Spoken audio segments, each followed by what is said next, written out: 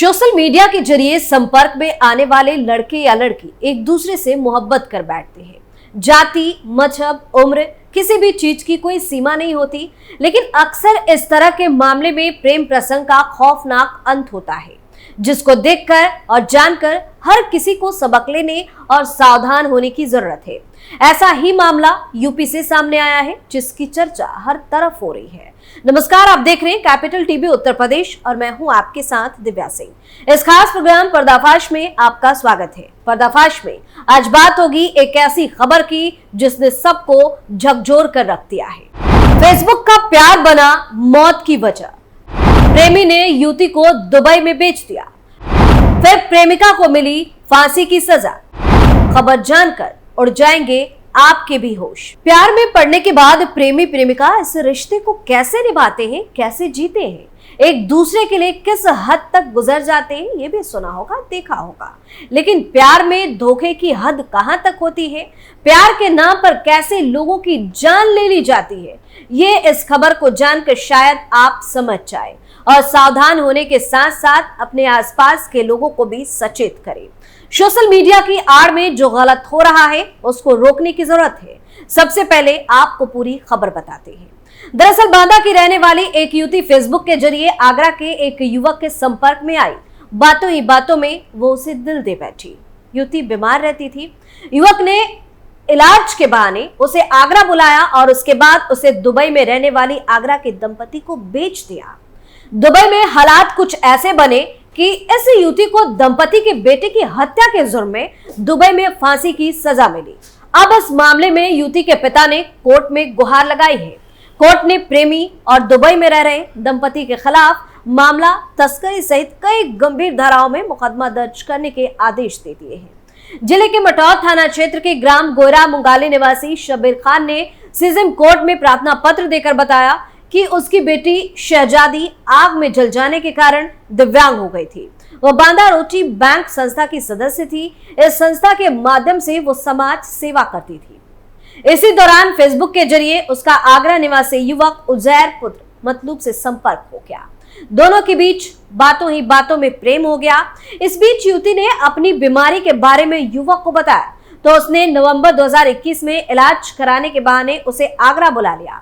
आगरा पहुंचने पर युवती को उजैर ने इस तरह प्रेम जाल में फंसाया कि वह उसके इरादों को भाप न सकी और उसका शिकार हो गई। युवक ने आगरा में ही उसका वीजा बनवाया और बहला फुसलाकर दुबई में रह रहे आगरा निवासी दंपति फैज अहमद और नादिया को बेचकर उसे दुबई भेज दिया। दुबई भेजने से पहले युवक ने उसके जेवर, दिव्यांग कार्ड, एटीएम आदि सब अपने पास रख लिए और बैंक में जमा उसका सारा का सारा पैसा दिव्यांग पेंशन आदि एटीएम के जरिए निकाल लिया। वहीं दुबई में दंपति के साथ रह रही शहजादी को उस समय गहरा आघात लगा। उसे धक्का लगा जब फैज के बेटे की गलत इलाज के दौरान मौत हो गई। फैज ने शहजादी को हत्या के मामले में फंसा दिया और वहां की अदालत ने शहजादी को बच्चे की हत्या के जुर्म में फांसी की सजा भी सुना दी। इस समय शहजादी दुबई की जेल में बंद है। शबीर खान के वकील अभिषेक दीक्षित ने बताया कि सीजेम बांदा भगवान दास गुप्ता ने शबीर खान के प्रार्थना पत्र का संज्ञान लिया है और इस मामले को गंभीर अपराध माना है और मटौद थाना पुलिस को मानव व्यापार, धोखाधड़ी आदि गंभीर धाराओं में दंपति फैज, उसकी पत्नी नादिया, फैज की मां अंजुम सहाना और प्रेमी उजैर के खिलाफ मुकदमा दर्ज कर कड़ी कार्रवाई करने के आदेश भी दिए गए हैं। तो इस तरह से फेसबुक के प्यार ने एक लड़की को फांसी के फंदे तक पहुंचा दिया और ऐसा धोखा दिया है कि हर किसी के रोंगटे खड़े कर दिए हैं। वहीं जून 2024 की खबर है जो जालंधर से सामने आई। यहाँ फिलौर से एक बेहद ही चौंकाने वाला मामला सामने आया, जहां लिव इन पार्टनर ने लड़की को विदेश में बेच दिया। बताया गया कि लड़की को उसके लिव इन पार्टनर ने बहरीन में बेच दिया।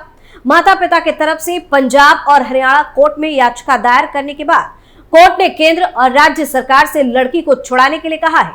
वहीं हाईकोर्ट के जज आलोक जैन ने इस मामले में फैसला सुनाते हुए संबंधित थाने के एसएचओ को भी आदेश दिए हैं कि परिवार की मदद ले और ऑडियो कॉल और वीडियो के जरिए लड़की की लोकेशन का पता करे और इसके बारे में भारतीय दूतावास को इसकी जानकारी साझा करे। लड़की को जल्द से जल्द सुरक्षित छुड़ा लिया जाए।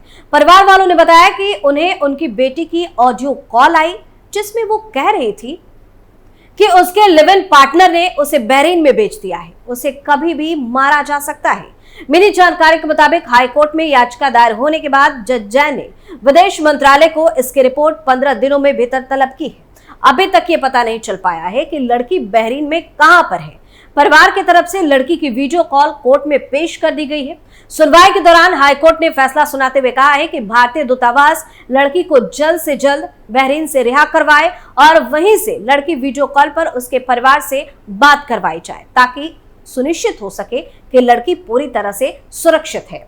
वह सितंबर 2020 की घटना है जो कानपुर से सामने आई। यह थाना बेनकगंज की एक महिला गरीबी दूर करने के लिए विदेश गई, लेकिन वो मानव तस्करों के चंगुल में फंस गई।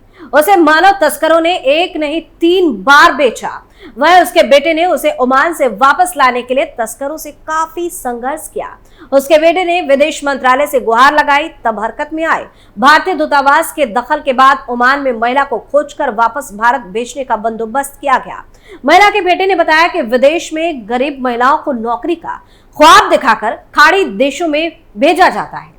उसने बताया कि एक एजेंट को किसी तरह से उसके घर की खस्ताहाल माले हालत के बारे में जानकारी हो गई। इसके बाद वह उनके पीछे लग गया। खुशहाल जिंदगी के ख्वाब दिखाकर वह मस्कट में नौकरी दिलाने की बात करने लगा।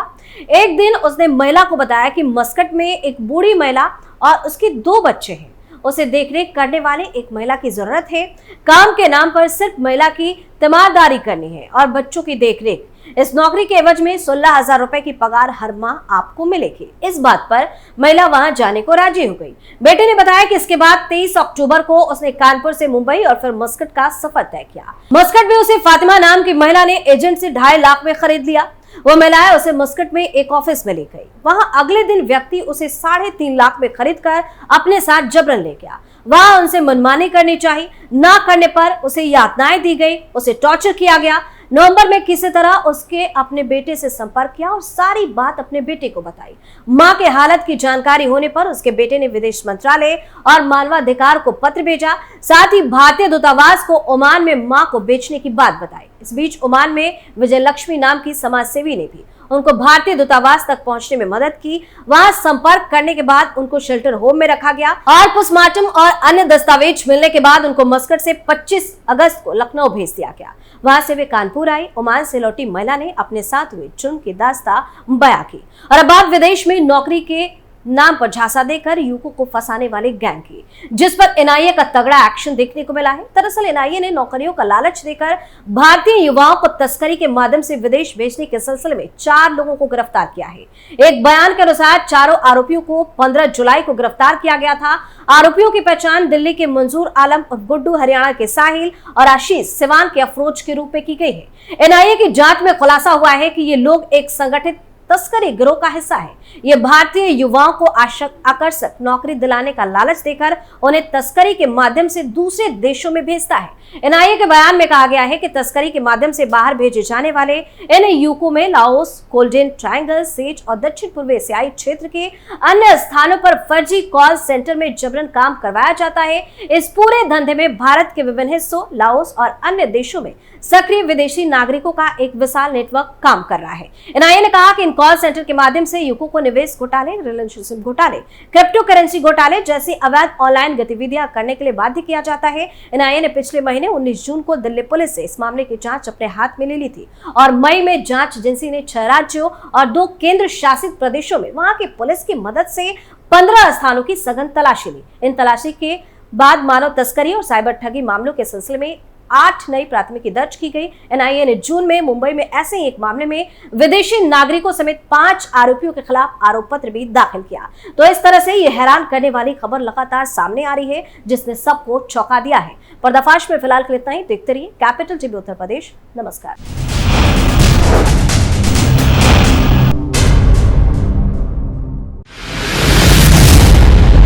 मैं राजनीति करता नहीं, पर राजनीति को बहुत गहरे तक समझता हूं। मैं लोगों के बीच रहता हूं, लोगों के मन को अच्छे से जानता हूं।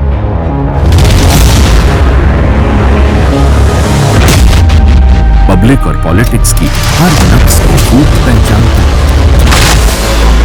संघर्ष की सियासत से सत्ता के सिंहासन तक मैं हर खबर से खरा सच निकालता हूं। ना कोई दौड़, ना कोई रेस,